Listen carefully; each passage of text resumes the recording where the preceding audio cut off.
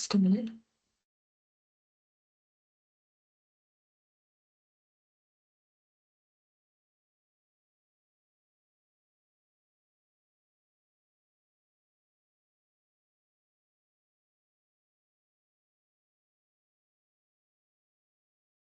I'm sharing my screen. My screen is getting blocked, so I'm not able to move forward. So the sprint one item, scope items are WM segmentation, active program updates, accessibility updates, remove interim screen in chat, and the last is action item logic. So I will start with the WM segmentation. So for the WM segmentation in the daily WM eligibility file, we have added one column called segment ID. This ID will be ingested and will be stored in the DB. And this will be an optional field, and there is no field validation for now. It can accept any value, for example, S1, S2, or 1, 2, 3, 4. As currently there will be no any functionality connected with this ID within the application. So there is no validation for this value for now. So QA team will be showing the demo for this.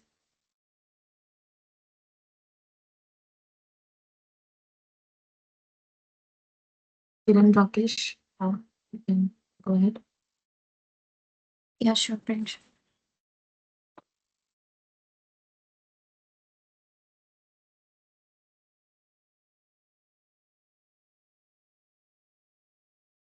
Okay.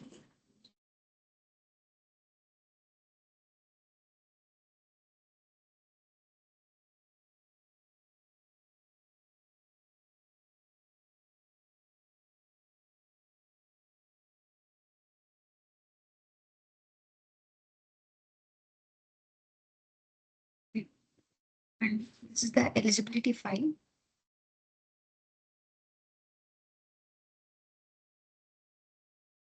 So in WM file, the newly segment column has been added. As Priyanksha told, as of now, we don't have any validation or the functional dependency for this. So in eligibility file, we have column like segment, and randomly I have given the values and I have uploaded the file. These values are stored in the backend in DB in the prospect table. As you can see, we have a segment ID column has been created in the prospect table. That is the S1. So whatever I have given here, that is reflecting there. So for some values, I have not given anything.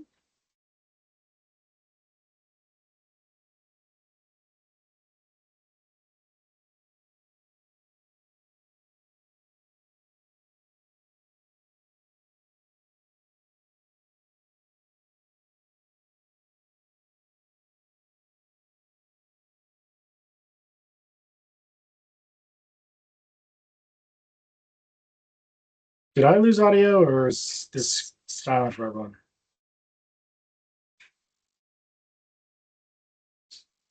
Sorry, I can hear you. Okay.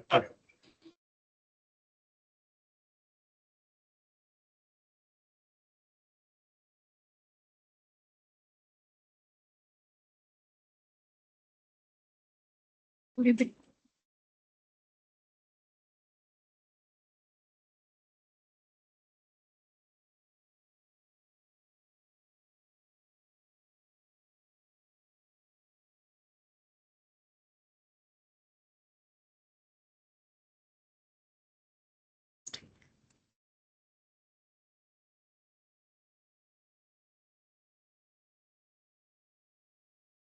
So team, are we just showing a different record with no segment value? Yeah, here I haven't given any segment values, so it's shown as a null in the database. Phil, is there any functionality coming up in the next release associated with the segment, because it's not going to be showing anywhere on the app or the portal side?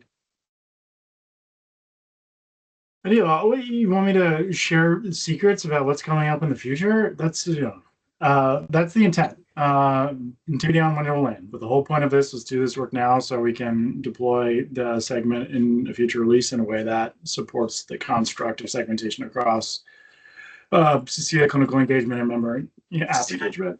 but there's not a defined structure yet. Okay, so is there an expectation for us to like share the Nope, data just to related to store the DB at segments? this point. Just to store the segment at this point. It's the whole. Okay. Okay, wonderful. Thank you. Okay, yep.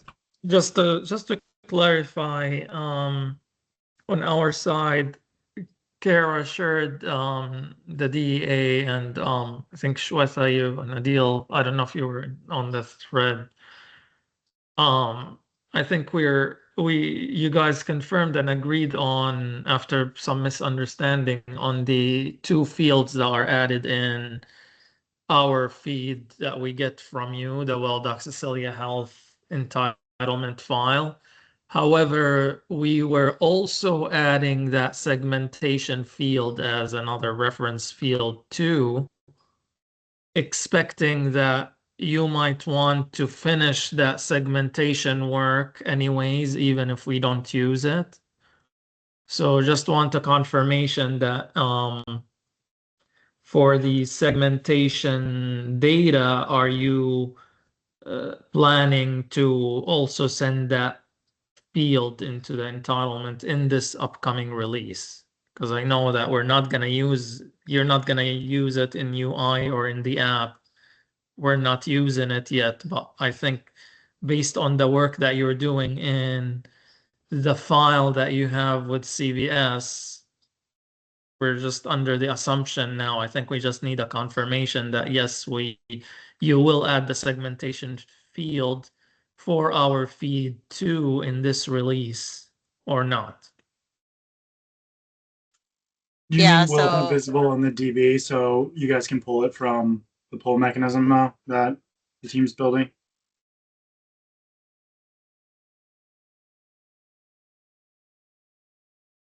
What is it, Phil? Is that question for me? Yeah, do you mean like just will the segmentation field be visible for you guys to pull down for the API work that the team's doing? Was that the No, question? there is Like, no, yeah, there is no API. No, I'm not talking about the data pull on the data side. That's probably not going to be ready, obviously. There's no data, we're not using it, and there's no point from us pulling it in the API. I'm talking about entitlement file, which is we're adding those two reference fields for the A1C, the DMS, right? And there's that work that WellDoc is doing for segmentation. They're adding the field in your file, but are they adding also the field in our file that we receive from WellDoc? This means that like the whole work pretty much is complete and the only remaining part would be wiring it and making it functional. yeah, so we talked to the dev team yesterday because actually originally they were only storing this within the prospect record for members instead of also saving it for registered users and in that member record. So we're working to get that updated so that it'll be stored for every single member. And then yes, I think the intention is to also send this in the data that we end up sending to Cecilia as a part of the entitlement file. I'm making a note to just talk to Max and Veda about that to make sure that we're able to do that. But I think that is our intention, because I assume even if like we don't have functionality in the application right now for it, you guys could still get that segment in case there's some like process change or something that you guys want to start doing on your side before we get any functionality in the app. Like you will have that data if needed. So. Yeah, it will probably come if it's a required field. I think, I don't know if Kara's here. If it's a required field, it will come defaulted from your side to maybe no or whatever, 0 or whatever that value is. But yeah, just wanted to make sure that do we have it in or do we have it out, especially that we're talking DEA, and I think Kara sent the DEA to your team. And so we just want to make sure if we're adding it in, there's an expectation if it's a required field to get some sort of value there, although we're not using it, obviously. And if it's not, we need to know, so this way we can remove it from the DEA and not implement it for this release. Okay, yeah, I'm taking an action to check with Max and Veda and I'll get back to you guys. Thank you.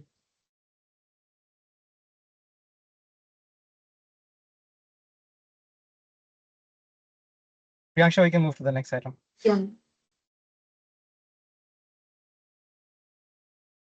Okay.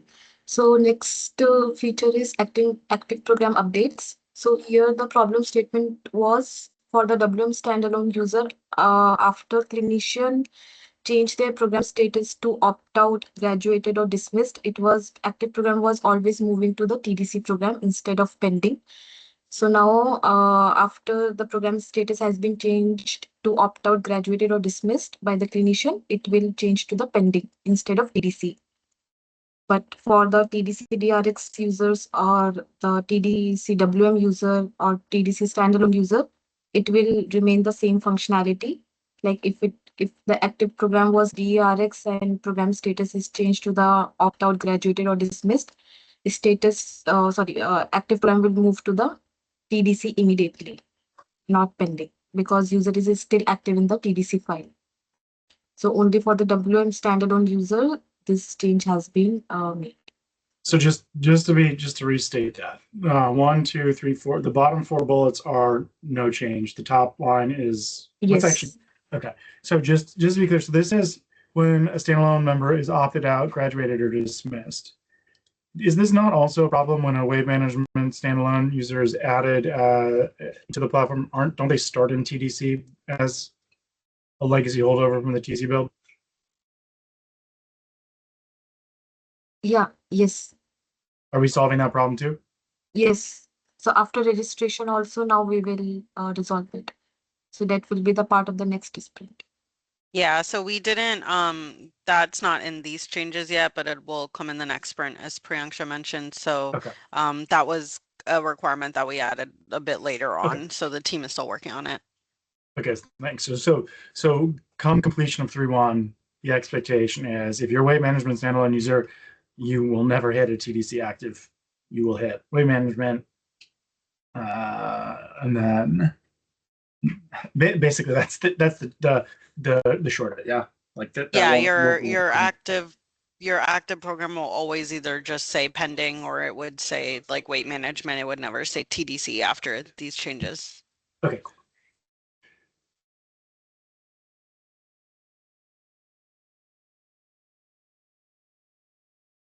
Soundarya, go ahead. Okay.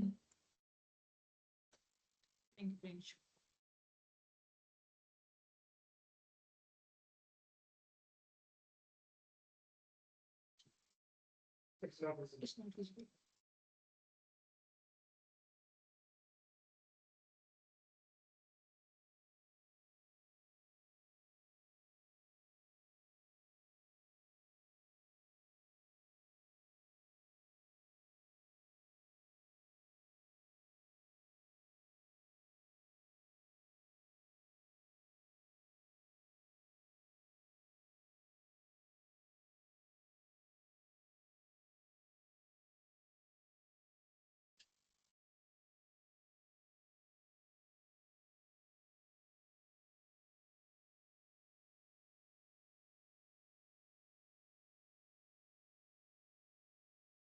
Give me 1 second.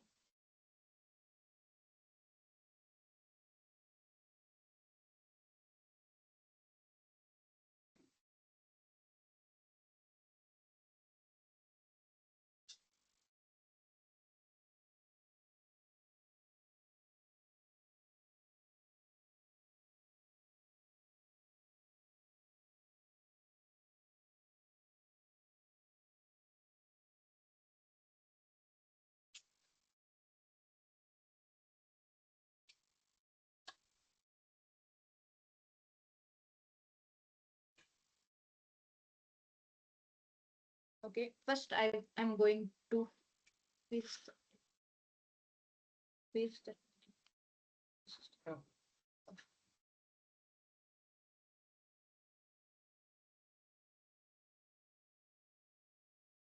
This is the WM user.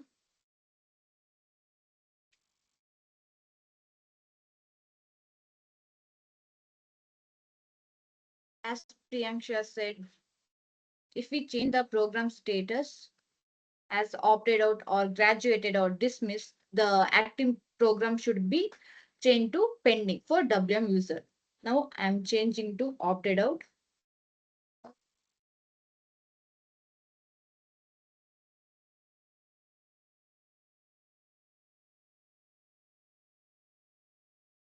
Here you can see, right? The active program is changed to pending immediately. Once I have selected the opted out.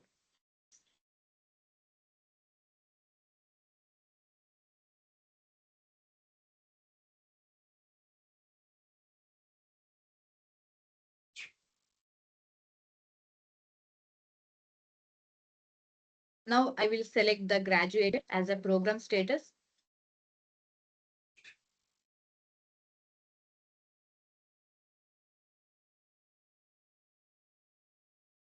Here you can see, right? The active program is changed to pending.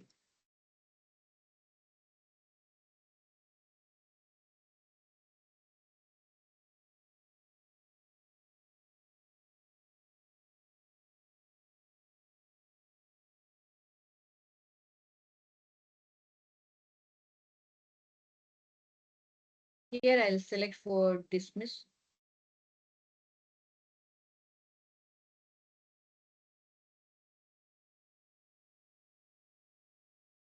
Here you can see, right? Active program is changed to pending. This is for WM user, and for DRX, TDC or TDC WM user, it is an existing flow. I will show one flow.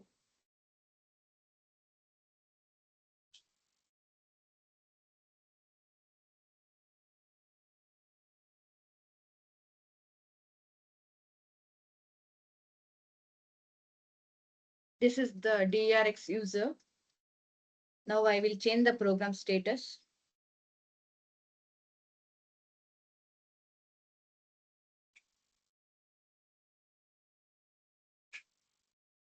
It should change the active program as TDC. There's no change in this flow.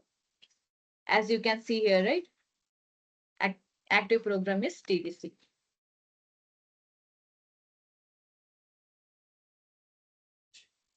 And I will show for TDC user also.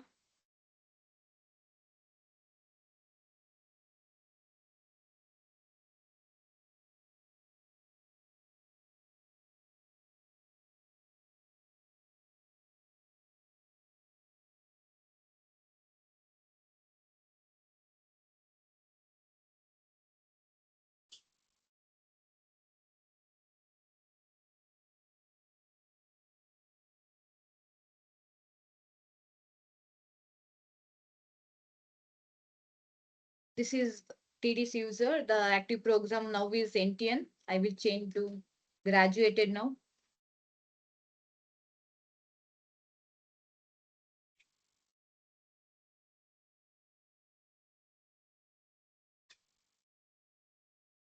Here you can see, right?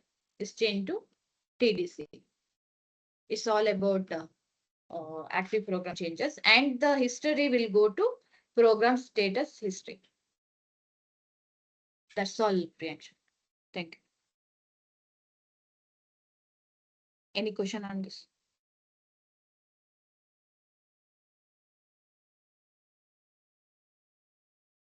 Nope. No Thank you. questions. Thank you.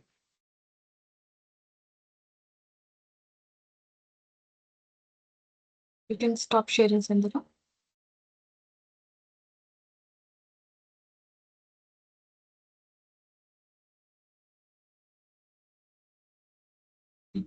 So next feature is accessibility updates. So here, whenever members select a menu item in the bottom navigation bar, like below, we have home tab, logbook tab, or resources, learn, or more tab. So we will display a blue bar above the selected item as a visual indicator.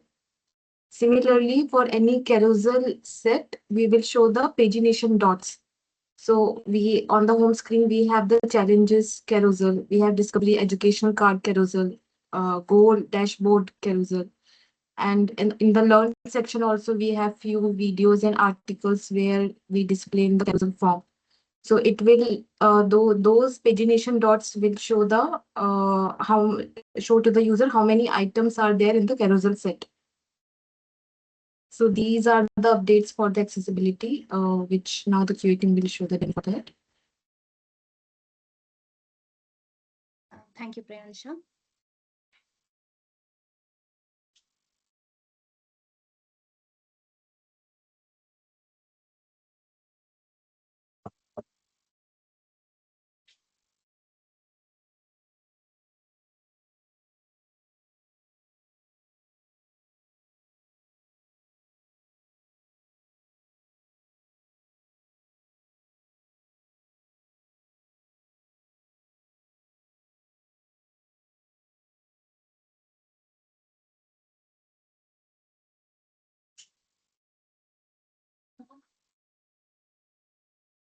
as a legal consent, I cannot share my Android live screen, so I am sharing this screenshot and explaining.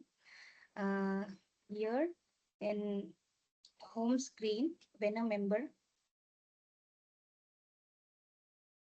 select any item in the menu under navigating bar,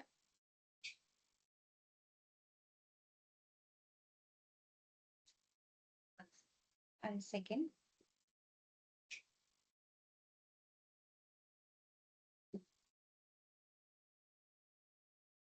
the application shall display a blue bar above the selected item. This is the first update. And the second update is in carousel, the paging dots will expand and it will visualize which current card is being viewed. That's all. These are the To changes in also, accessibility update. yep, thank you. Also just to add, I think one of the additional things that came up was the contrast for these like carousel buttons or indicators. So we worked with Faithful, our UX designer, to kind of work on that as well. So this meets all those requirements. So this resolved, I think, all of the client side items other than the voice control fill, which we talked about. Okay, so what did you guys end up doing? Putting that super thin blue outline around the gray to get the contrast to work? Yeah, so I think Faithful updated the shade of the gray and the shade of the blue and stuff like that. So he was able to make it I think it was like the 3-to-1 contrast or something Okay. along those lines. So yep. Okay, so the contrast got updated, plus the highlight bar over home screen is the secondary indicator on top of just the bold. Okay. Correct. Yep. All right, cool. And then just to float future state when when we get to the 4.0 UI changeover, you're using liquid glass, like the liquid glass construct that's like floats a halo liquid glass thing over the selected one, so it'll be a little different. Is that right? Yes, it's slightly different, but I think those should still meet the accessibility requirements. Okay. I'll check with Faithful on that. Yep. Okay, thank you.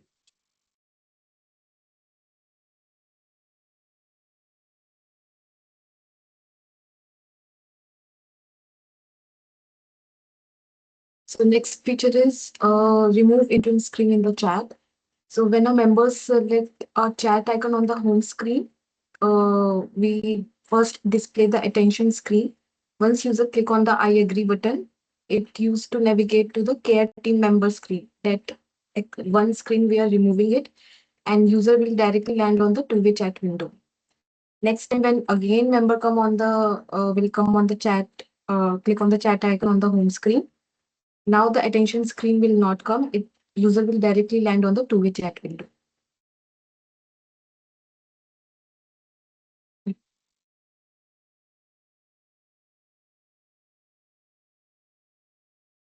Thank you, Priyansha. Okay, let me share my screen.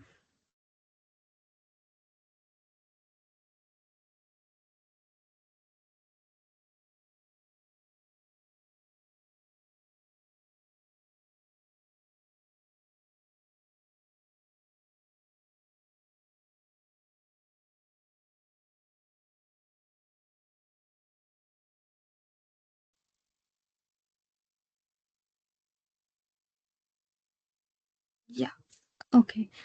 So now when I click on this chat icon, I find the attention screen, which is as part of the flow.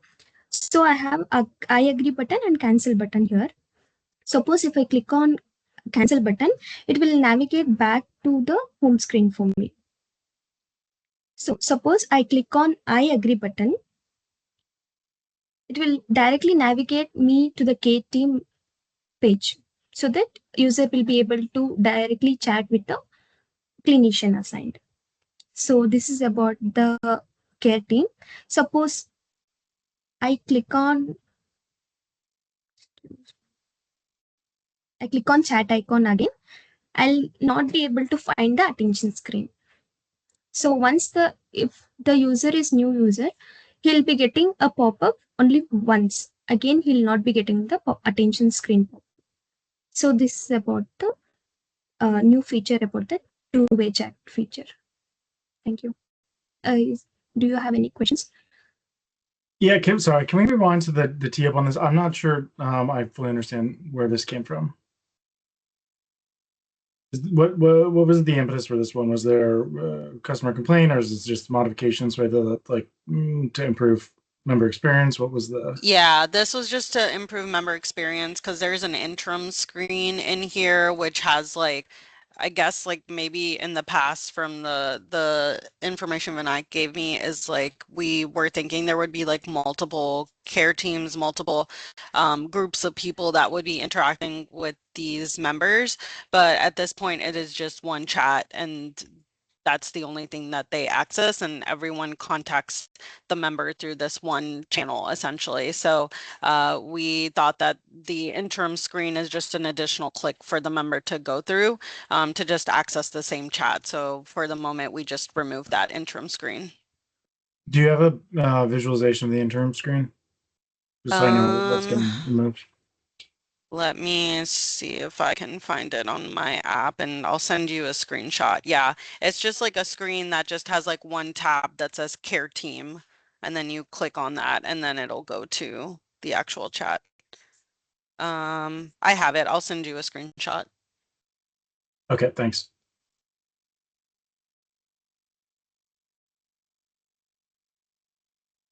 Okay, thank you.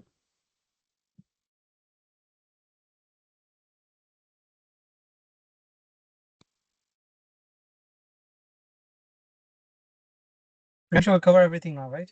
No, the last is there, action item logic. Yes, sorry.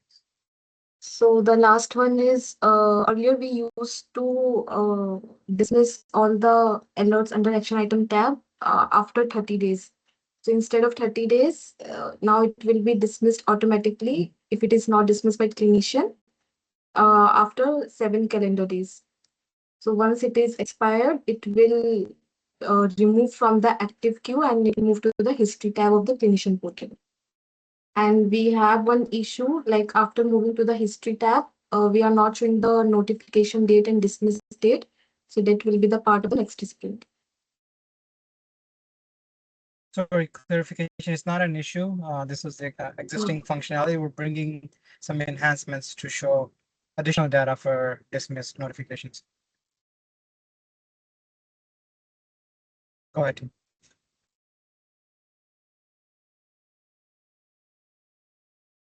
Hi team, good morning to all. I'm just presenting my screen.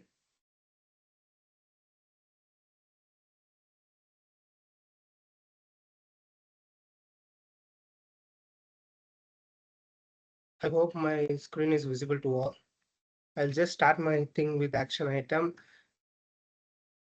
As Priyanka shared a few details about the things, I also just remember the things. We have just updated the 30 days to 7 days as it is displaying a notification or displayed for 7 days. For this thing, I am just take WM users. Okay, I just give some example for screener pass for eligibility screener. Okay, it was day was 5 and 2026. I'm just decrease the date to April 28. So it covers 7 days.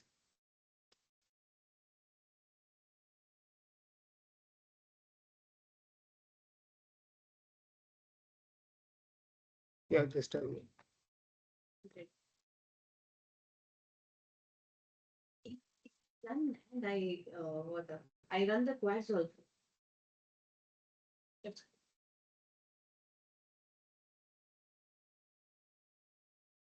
Okay, I'm just going to patient list to see the changes.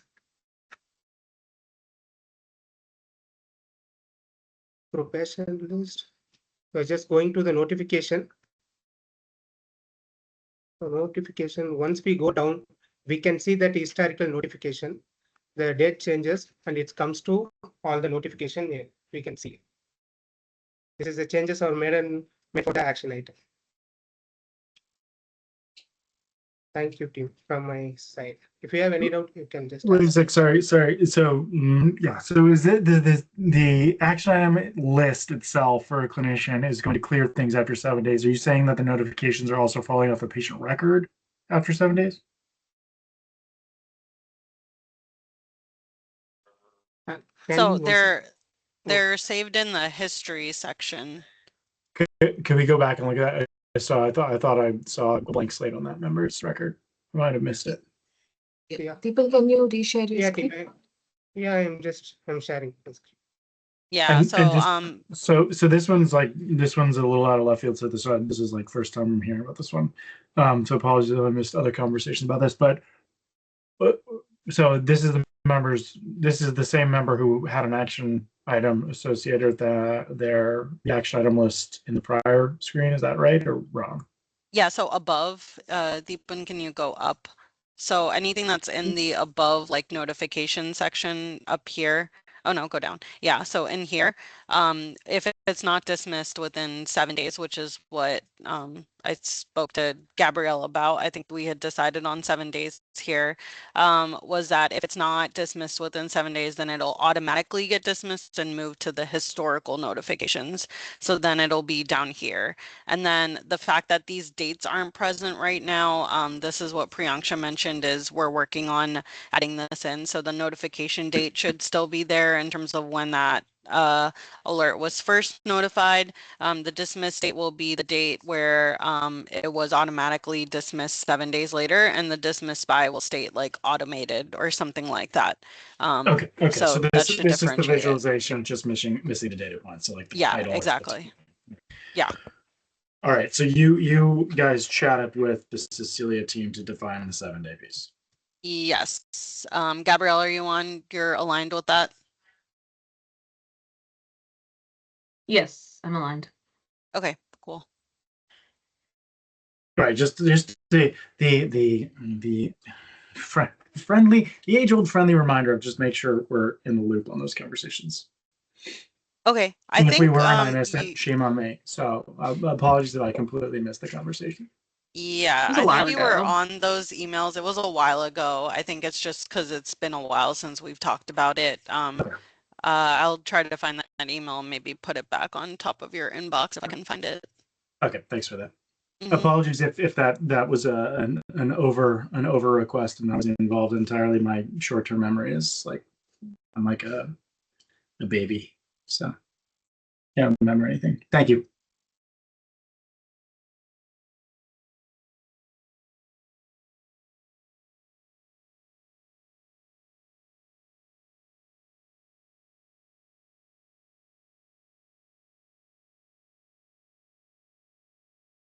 Okay, so yeah, I think that was all the demo items as of now. So we will share the recording and the notes with you guys once it's available.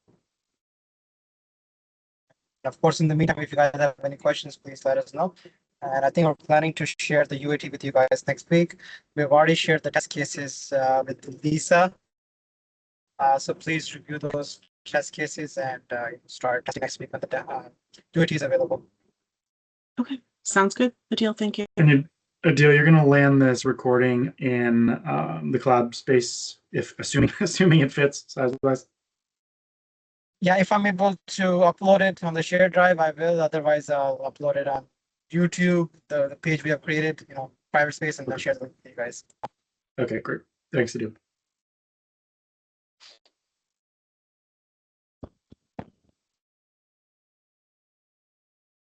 Okay, thank you, everyone. Well, that was easy. Thank you, team. Thank you. Hi, Pam. Bye, Pam.